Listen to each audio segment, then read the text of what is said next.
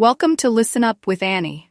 In this video, you will dive into an engaging listening exercise designed to boost your comprehension and sharpen your ears for English. While listening, you should put your mind at ease and consider this video as a workout for your ears. Practice shadowing by mimicking the speaker's tone and pronunciation to boost your fluency. Now let's get started. The Children's Book Festival is coming up again soon, and here to tell us all about it is the festival's organiser, Jenny Morgan. So tell us what we can expect this year, Jenny. Well, as usual, we've got 5 days of action-packed, exciting events for children, with writers coming from all over the country getting involved.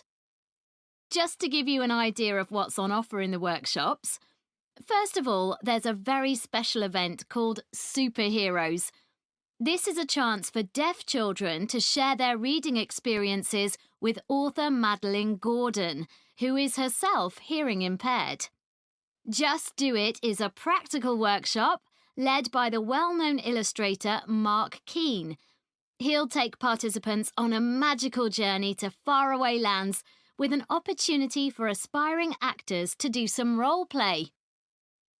Count on Me is an inspiring and entertaining look at the issues of friendship for 13 to 14-year-olds. It looks at some of the friendships described in popular books and asks participants to compare these with their own experiences.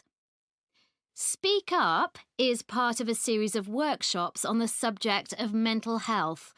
This is a creative writing workshop encouraging children to describe situations where young people experience loneliness. A recent survey revealed that children can be lonely even when they're at home with their families.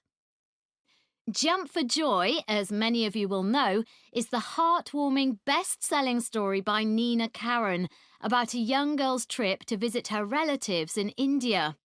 It recently received the gold medal at the Waterford Awards.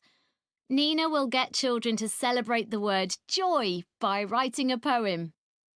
Sticks and Stones is the beautifully illustrated picture book for young readers about a community who organise an African-Caribbean festival to help local children learn about their Jamaican roots.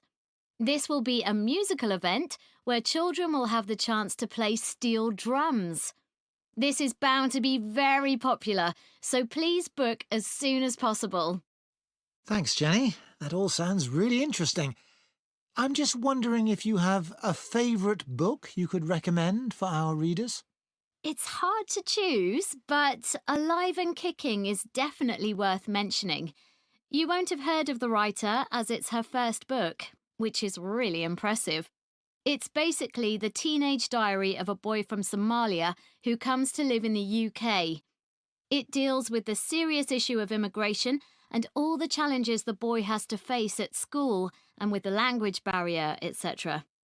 Usually, books like this are quite sad, but this one actually made me cry with laughter.